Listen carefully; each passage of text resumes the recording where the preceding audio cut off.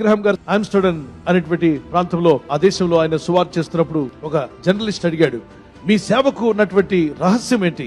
ఇంత బలంగా ప్రపంచ దేశాల్లో వాడబడుతున్నారు కదా, ఆ రహస్యాలు ఏమో 3 మాటలు చెప్పగలరంటే రాసుకో ఫస్ట్ పాయింట్ అని అంట.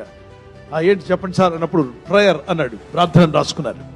సార్ సెకండ్ పాయింట్ అని అడిగారు, ప్రేయర్ అన్నాడు. Sir first point prayer, second point కూడా ప్రేయరా? Yes. What about third point sir? Prayer. 3వ పాయింట్ కూడా ప్రేయర్ అయినా? ప్రేయర్ ప్రేయర్ ప్రేయర్, ప్రార్థన. నాకు ఏది కావాలన్నా ప్రార్థిస్తాను, నన్ను ఎలా నడిపించాలని ప్రభు నన్ను నడిపించు నాయనా అని ప్రార్థన చేస్తాను.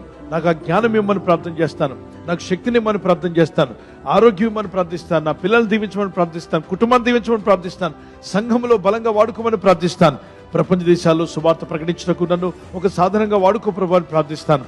ప్రార్థన నన్ను ఇంత దూరం తీసుకొచ్చింది అన్నాడు. ప్రార్థించు, ప్రయత్నించు, ప్రార్థన ప్రయత్నం.